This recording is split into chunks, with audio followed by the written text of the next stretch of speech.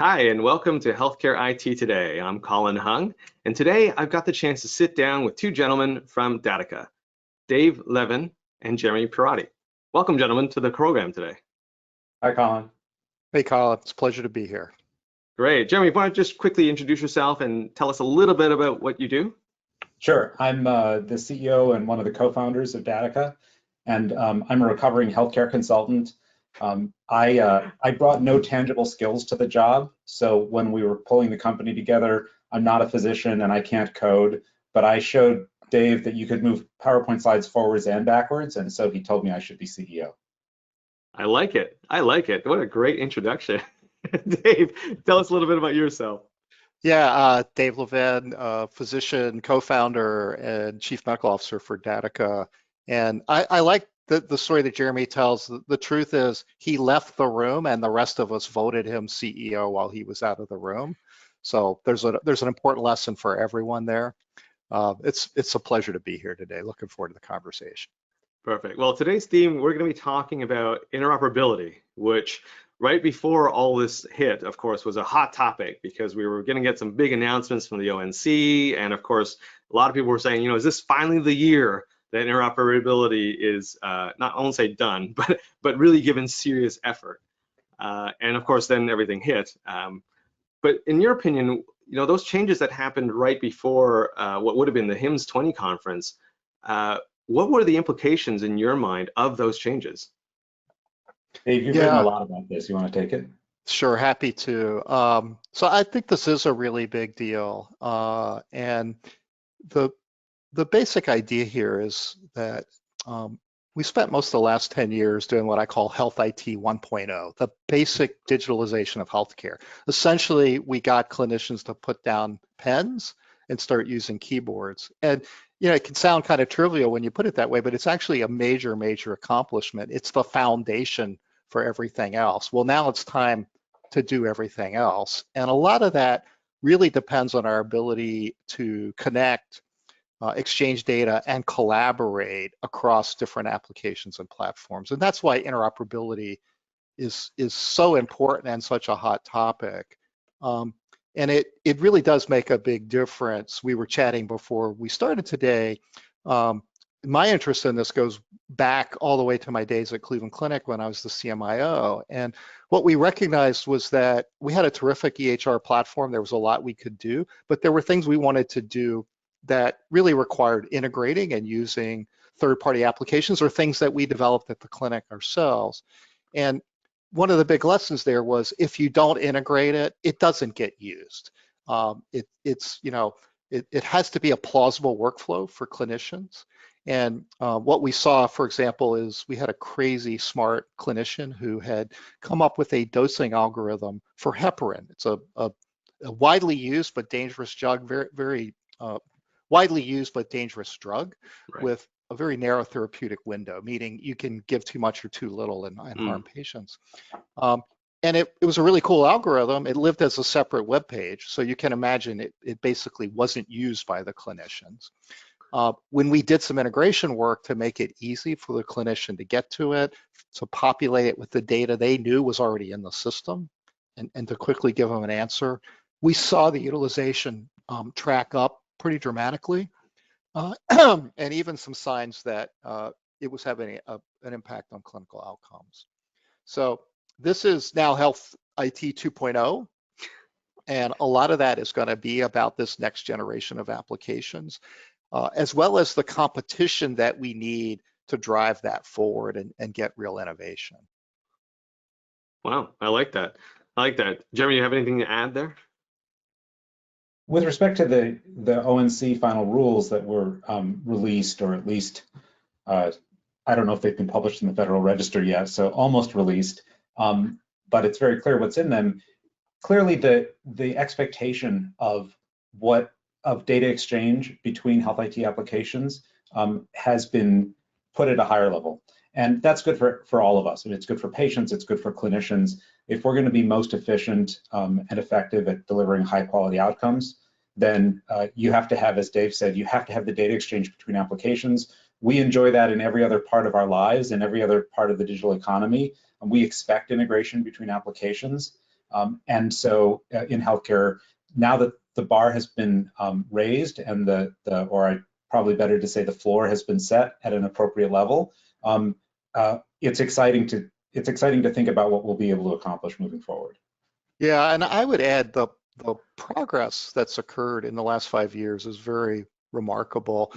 When Jeremy and I started the company over 5 years ago, and we would go out and talk to people about using an API as the technical basis for an integration, we got a lot of funny looks. I mean, it was basically what are these APIs you speak of? Right. And they weren't new, they were just new to healthcare. Now here, you fast forward, here we are 5 years later, the federal government is mandating that certified health IT offer an API, in this case, the FHIR standard. That's tremendous progress. And something else you said earlier, I just want to respond to, you said, is interoperability done? Interoperability is never done. This is going to be a journey. This is a really good foundational step. But you think about the explosion of devices, new clinical and other technology. I mean, just take genomics as an example. There's always going to be new things to do on this frontier, new ways to ease the exchange and promote collaboration. So I see it as a very iterative journey that we're on. Great. Thank you for that answer. That's awesome to hear. And you're right, it is a journey. Interoperability is not an endpoint. I wish it was, but it's going to be something we're going to have to constantly work at. Which kind of brings me to my next question. We're right in the middle of the COVID-19 pandemic. It's kind of laid bare some of the gaps in our healthcare system and the way we go about delivering care. What do you hope that we've seen now in terms of the inability to share data easily?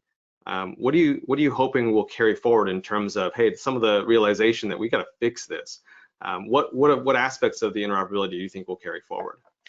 Yeah, I mean, there's a couple of threads here that are intriguing to me and I think are really starting to break through to a larger audience, including the general public. And so, the first one would be, how do we disseminate educational information?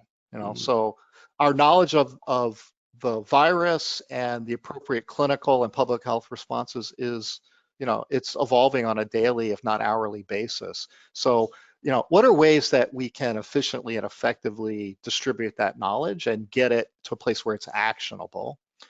So clearly there's a role there for that. The adjunct to that is clinical decision support. So as we begin to harden that into best practices and protocols, how do we hardwire that and distribute it widely? The other really obvious one is on the reporting side. So there's some precedent for public health reporting and there's some mandated public health reporting, but there's a real opportunity to make that more robust. And one can easily imagine, particularly using API technology, the ability to fairly rapidly define a specification for here's the data that should be served up and here's a format and a technology to deliver that. So imagine a scenario where we were getting a better real-time reporting of the kinetics of the pandemic from the front line. Has all kinds of implications for how we would distribute resources and technology and the social distancing and all the rest of it. That's the interoperability piece. Our other great interest is in scalability. And I think we're seeing that more as the leading edge right now. So let me go on that tangent for a moment. I've been saying recently, we've done more to advance telehealth in the United States in the last 2 weeks than we did the last 2 decades.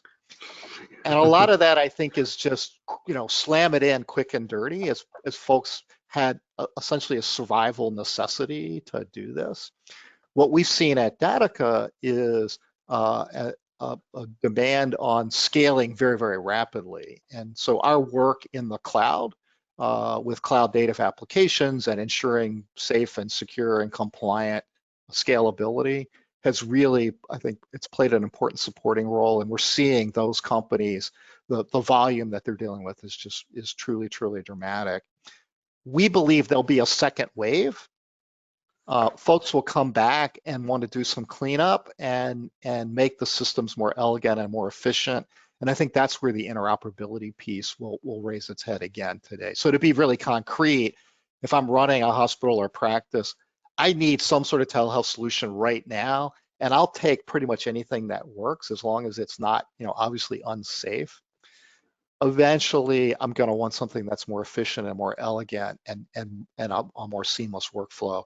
And then the importance of interoperability will rear its head again. That's a good example of it. Yeah, sorry. I mean, I was just going to say that's a good example, Dave, in terms of the need for telehealth has reared its head. People have now addressed that need because of the pandemic, and the cat's out of the bag, so to speak. I don't think telehealth's going back in there. People are going to find a way to use it. So fundamentally, and so Jeremy, is there anything like that you're seeing around the interoperability front in terms of, Yeah, absolutely. I can share a personal story from my family related to COVID, which is about 3 weeks ago, my wife got very sick, and she went through a couple of virtual care assessments at her primary care clinic using the tool that her primary care clinic provided, part of a fairly large health system, and after stepping through those, got a prescription for one antibiotic. She couldn't tolerate it. She got a prescription for a different antibiotic.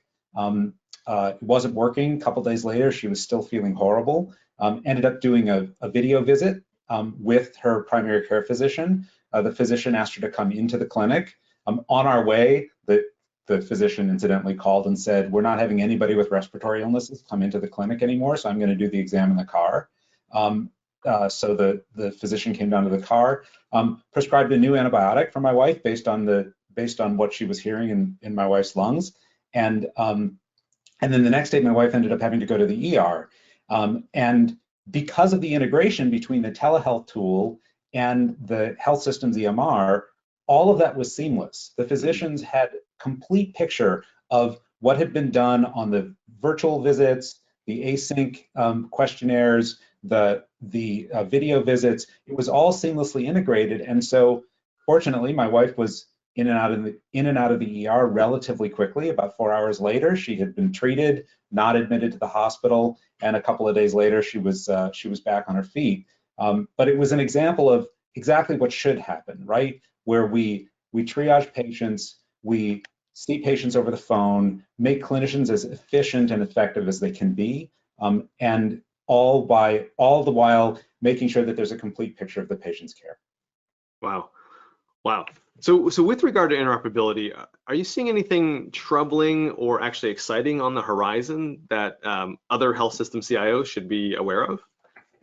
Well, I think there's been a fair amount of discussion on the privacy angle of interoperability and the legitimate concern that there are some bad actors out there who will seek to take advantage of individuals, consumers who may not understand how their data can be used. And I suspect that I'm one of those consumers who on a day-to-day basis may install an application without really understanding everything that's in the privacy policy. Right. And I consider myself a relatively sophisticated user. So I think that is legitimate, and I think there's clearly some very important work being done by the Karen Alliance and other leading organizations to address that. I think that our belief at Datica is that ultimately patients need to be trusted with managing their own health information, and if you give patients, consumers, the tools that are appropriate and the education that's appropriate to understand how to use and manage that health information in the way that they want it managed, because it's our health information, then it can be it will inevitably have more benefits than drawbacks. Awesome, Dave. Anything that you're seeing that's really exciting you or troubling in terms of interoperability on the horizon? Yeah, absolutely. And I agree with Jeremy. I think particularly consumer-facing, consumer control selected applications, there's some real concern about maintaining privacy and security, but we will figure that out. And the potential benefits of the path we're on, which is, data should flow unless there's a compelling reason for it not to, is the right one, and on balance is going to, I think, deliver many more benefit. The thing that we spend a lot of time thinking about at Datica is it's wonderful that some standards are emerging. So we referenced the FHIR API earlier. And I got to give the FHIR group a lot of props. The standard is more robust and has evolved more quickly than is typical in healthcare. And there's some interesting things that they've done around how they do that work that I think is at base there. But I do worry about when that's not enough. So, basically the government has said, thou shalt offer a FHIR API and thou shalt deliver the US CDI data set through that. What we're seeing with some of our more sophisticated and advanced partner firms is that doesn't fully meet their needs. And so what we've done at Datica to address that is we certainly are able to connect and are interested in any open source standards like FHIR, but we've also done a fair amount of custom work because what we see is there's this gap. And I think the regulatory posture around this piece of it is still not really clear. And so my concern is that we're taking a big step forward and there's a lot of good things that we can do with that, what Jeremy referred to as the floor, but it is the floor. And because a lot of our focus is on innovation and this is a concern. So what if I can't get what I need through that standard? Then what do I do? And then there's a related question about what I think of as the yin and yang. So how can the standards and the custom proprietary work sort of play off of each other? And I think there's a role there. I think those of us that want to push the bleeding edge and do custom work, that's a journey of discovery that can inform the development of standards. Let me be really, really concrete here. So currently in the FHIR spec, there's nothing really for doing population-based work. Most of the focus is on robust data for individual patients. What we saw in our work years ago is that there was a huge need for the ability to identify cohorts of patients and to pull data from cohorts. And so Datica is probably several years ahead of any kind of standard that comes out of that, but I think it does point the way to the need for that kind of functionality and hopefully provide some useful information about how to pursue it as well. Colin, just to come back to your original question, the thing that I think is exciting for health system CIOs, and for that matter, clinical leaders at health systems, is with the new interoperability rules, there can be an expectation that there is robust data exchange between applications. And so it completely opens up the realm of possibilities in a way that hadn't necessarily been open before. And as Dave points out, the FHIR standard, as it evolves and the evolution of that quickens, it's going to be even better. And so our goal is to simply enable what's possible, and we're excited about the work that we've been doing for years on that basis. Great. If you were talking to a CMIO at a health system or a CTO at a health IT company, where would you recommend they get started when it comes to interoperability? What's sort of that first step to addressing it or to overcoming the challenges that they may be facing? This may seem basic, but understand what you're trying to accomplish. We believe that workflows are everything. As Dave pointed out with the heparin dose calculator, if you don't get the right workflow, you can pour tens of millions of dollars into building the technology and it won't matter. It will just be code that sits on a server and never actually gets activated. So understand exactly what you're trying to accomplish, and then what we do is we work with our partners, whether they're health systems or they're other health IT companies, and we help them figure out, okay, how do you exchange the data to enable that workflow? But at the end of the day, we think it's, let's be clear about what we're trying to accomplish, and then we'll build the technology to support that. Yeah, I would just add it's the difference between you telling me the solution you want versus describing to me the outcome you desire, and then we figure out what's the right technical and workflow formulation to get there. And it truly is an essential piece of this to make it go. I mean, I think the other really obvious thing is make sure you have someone on your team that has some knowledge about APIs, and start to think about how you're going to turn on the FHIR API, which it's highly likely your certified IT vendor now offers or will offer. And it's also an opportunity, I think, to step back and rethink the general approach to integration within your system. It's common knowledge that this is often a bottleneck to progress. The integration teams, the folks that build and maintain these interfaces, are typically way overloaded in terms of demand versus what they can actually put out. What's very intriguing about this new model is there's a real opportunity to turn that on its head, and when you're partnering with a vendor, to say to them, here is my FHIR API, I'm going to give you access, go knock yourselves out. So it's really shifting the work and some of the responsibility away from these internal teams. And people need to think that through. They need to think through how you do that, when you do it, how you do it in a way that you're comfortable doing. We have a couple of partners that are pretty far down that road, and they're seeing some dramatic benefits in terms of their ability to move their projects forward and free their staff time for other more valuable activities. Great. Jeremy, final question for you. If someone wants to find out more information about what you offer, where should they go? Our website at datica.com, datica.com. One of the things we're really proud about is the Datica Academy information on the site, which is a whole series of articles that are generally go deeper than most blog posts do on the technical ins and outs of data integration and compliance in the cloud. And so find that section on our website. There's years worth of articles there, and then we're always happy to hop on a phone call or a Zoom call and have a deeper conversation about the specific outcomes that you may be looking to achieve. Awesome. Well, Jeremy, Dave, thank you so much for your time today, gentlemen. I've learned a lot, really appreciate it, and thank you for educating us and our viewers around interoperability and some of the things that are happening. Thanks, Colin. Enjoyed it. Thank you, Colin. This is Colin Hung in Healthcare IT Today.